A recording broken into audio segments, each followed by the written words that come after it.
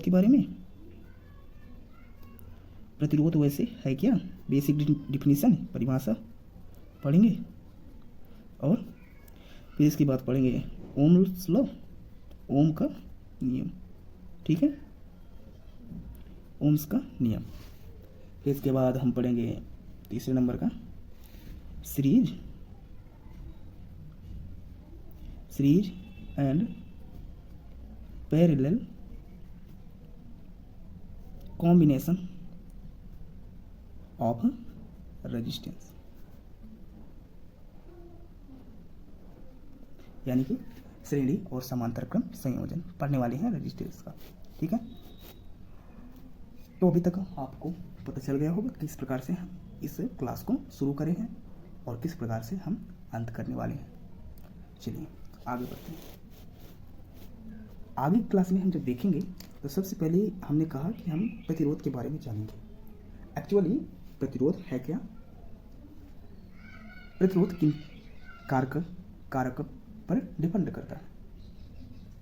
तो सबसे पहले हम प्रतिरोध की डेफिनेशन को समझते हैं, फिर उसके बाद हम देखेंगे कि प्रतिरोध किन किन कारकों पर डिपेंड करता है, ठीक है। चलिए तो हेडिंग डाल लेते हैं अपनी, क्या है प्रतिरोध, ये आपकी बेसिक सी हेडिंग हो। अब देखिएगा प्रतिरोध का शब्द क्या है, इसको गौर करके समझिएगा।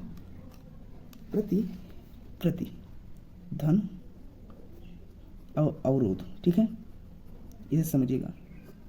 अवरोध मतलब रोकना, कोई भी वस्तु, कोई भी चीज, कुछ भी हो, ठीक है, उसको रोकना क्या कहलाता है, अवरोध कहलाता है। और प्रति का मतलब होता है अपोजिट, उल्टा। मतलब इस प्रतिरोध का क्या काम है समझिएगा। यदि किसी परिपथ में धारा बह रही है, अब धारा बह रही है तो सीधी वायर में क्या करेगी, आएगी। अब यह प्रतिरोध क्या करेगा, उस धारा को रोकेगा और उसको उल्टा डायरेक्शन कर देगा, समझिएगा। यही बस कॉन्सेप्ट का बिल्डअप होना है। इस प्रकार से धारा का फ्लो होता है कहाँ, आपके परिपथ के अंदर, ठीक है। तो आप समझ चुके हैं कि प्रतिरोध का क्या काम होता है। तो चलिए सुन लेते हैं और लिख लेते हैं, ठीक है। तो प्रतिरोध क्या करता है कि किसी परिपथ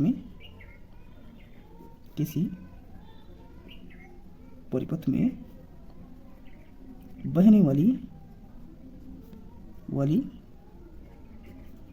धारा के मार्ग में उत्पन्न रुकावटों को प्रतिरोध कहते हैं, ठीक है। तो किसी भी परिपथ में बहने वाली धारा के मार्ग में आने वाली रुकावटों को क्या कहते हैं, हम प्रतिरोध कहते हैं। प्रतिरोध का बेसिक सा कॉन्सेप्ट आपको मैं आशा करता हूँ कि समझ आ चुका होगा, ठीक है। अब दूसरी बात आती है कि प्रतिरोध किन किन कारकों पर डिपेंड करता है, निर्भर करता है, ठीक है। चलिए तो हम पढ़ लेते हैं कि प्रतिरोध किन कारकों पर डिपेंड करता है, ये निर्भर करता है। प्रतिरोध किन कारकों पर निर्भर करता है, ठीक है।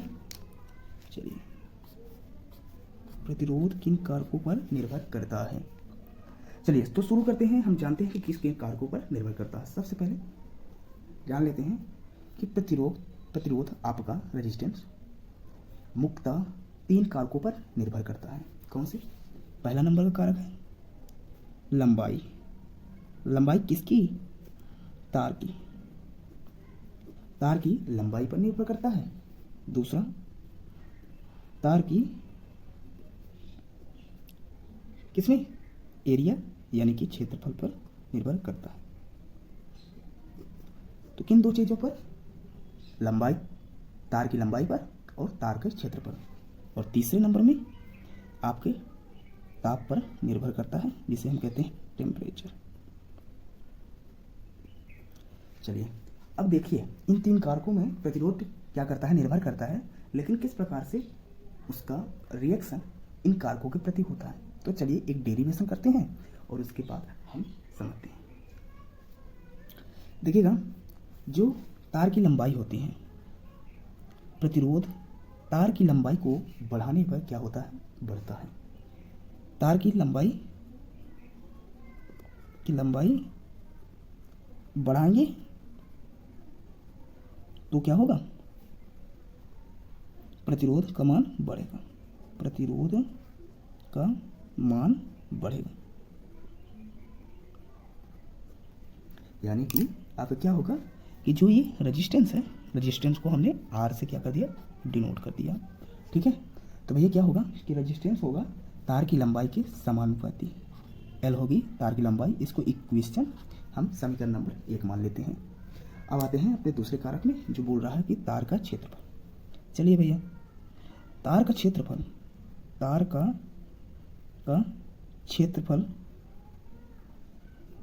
बढ़ाने पर क्या होता है, तार का क्षेत्रफल बढ़ाने पर प्रतिरोध का मान क्या होता है, घटता है। तो इससे आपको पता चल गया होगा कि जो प्रतिरोध होता है तार के क्षेत्रफल के बढ़ाने से घटता है, मतलब तार के क्षेत्रफल ए से आर क्या होगा, व्युत्क्रमानुपाती होगा। ये हो गया आपका समीकरण नंबर 2।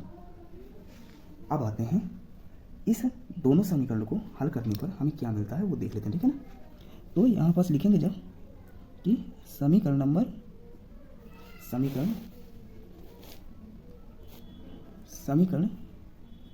नंबर 1 व 2 को हल करने पर, ठीक है, जब इन दोनों समीकरण को हल करेंगे तो आपका कुछ ऐसा इक्वेशन बनेगा। देखिएगा, ये आपका समीकरण 1 था, ठीक है, समीकरण 2 है ये, समीकरण 1, समीकरण नंबर 2। जब इनको हम क्या करेंगे, बराबर करेंगे तो ऐसा कुछ हमें मिलेगा,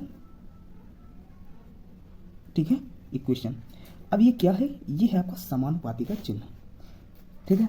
आप तो जानते हैं कि यदि आप समानुपाती का चिन्ह हम हटाएंगे तो एक कांस्टेंट वैल्यू आएगी और उसका प्रतीक आएगा। तो हम सब देख लेते हैं, ठीक है। तो इस कांस्टेंट वैल्यू को जैसे ही हमने हटाया तो यहाँ पर कांस्टेंट आया एक, जिसे बोलते हैं, सॉरी ऐसा है कुछ, ये इसे बोलते हैं हम रो, जिसका नाम है रजिस्टिविटी, यानी कि प्रतिरोधकता, ठीक है। तो आपका एट लास्ट में कौन सा किस प्रकार का इक्वेशन बनता है वो आप देख लीजिए। इस प्रकार का कुछ इक्वेशन बनता है। ये आपका कांस्टेंट आ गया और ये आपका ये क्या हो गई, ये लेंथ है और ये एरिया हो गया और ये क्या है, कांस्टेंट है, जिसको हम बोलते हैं रजिस्टिविटी, ठीक है। ओके, तो यहाँ तक मैं आशा करता हूँ कि आपको समझ आ चुका होगा बहुत अच्छी तरीके से। चलिए, अब जैसे हम इतना जान चुके हैं तो अब आए गए हम तीसरे नंबर के कारक में, जिसका नाम है ताप। चलिए ताप को समझ लेते हैं। ताप क्या कहता है, टेम्परेचर। कहते हैं कि ताप का मान बढ़ाने पर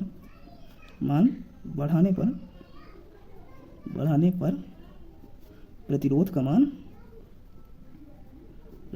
क्या होता है बेटा, देखो, ताप का मान हम क्या करते हैं, बढ़ाने पर प्रतिरोध का मान बढ़ता है। तो फिर सेम टू सेम ऐसा इक्वेशन आएगा कि जो रेजिस्टेंस होता है ना, ये टेम्परेचर के क्या होता है, समानुपाती होता है। तो कुछ ये जो 3 आपको मैंने फैक्टर बताए जो प्रतिरोध इन पर निर्भर करता है, तो इनको आप एक बार देख लीजिएगा बेटा, सही से आपको समझना पड़ेगा, ठीक है ना। यदि आप इतना समझ लेते हो तो चलिए आप आते हैं दूसरे पार्ट में, जिसको हम बोलेंगे ओम का नियम। और देखो यहाँ तक जो रहा सो रहा, ठीक है ना। आपने देखा किस प्रकार से हमने इस लेक्चर को बढ़ाया। अब आएगा मेन पार्ट, जिसे बोलते हैं ओम का नियम। अब ओम का नियम इतना ज़्यादा इम्पोर्टेंट है कि आप आशा करेंगे कि आपके क्लास 10th का बोर्ड एग्जाम का पेपर होना है। देखो, उस बोर्ड एग्जाम के पेपर में कम से कम आपके न्यूमेरिकल आते हैं 5 से 10 नंबर के, और 5 से 10 नंबर के न्यूमेरिकल में सिर्फ 8 नंबर तक का सिर्फ और सिर्फ ओम के नियम से आते हैं न्यूमेरिकल। किस प्रकार से बनेंगे वो मैं बताऊंगा।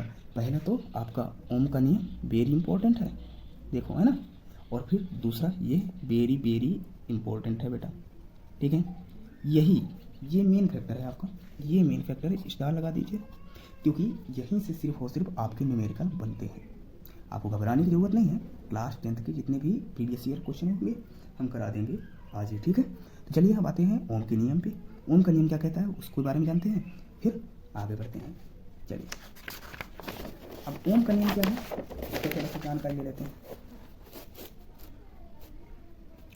हेडिंग पड़ेगी हमारी ओम्स लॉ या फिर ओम का नियम। देखिएगा इस प्रकार से कुछ हम हेडिंग जानेंगे, ओम का नियम। चलिए भाई देखिए ये दूसरे नंबर का था ना। अब क्या होता है कि ओम का नियम हम शुरू करते हैं।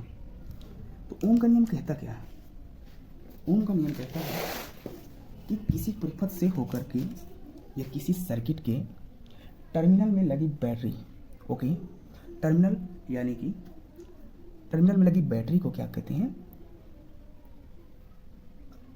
ओम के नियम को हम थोड़ा सा डिटेल में देखते हैं। ओम का नियम कहता है कि किसी बंद परिपथ से होकर के गुजरने वाली धारा आई, उसमें लगी बैटरी से उत्पन्न होने वाले विभव बी के समानुपाती होता है। अभी नहीं समझ आया, एक बार इस थ्योरी को लिखता हूँ, फिर इसके बाद सर्किट बनाऊंगा, फिर उसके बाद समझाऊंगा, ठीक है। चलिए देखिएगा क्या कह रहा है, किसी बंद परिपथ से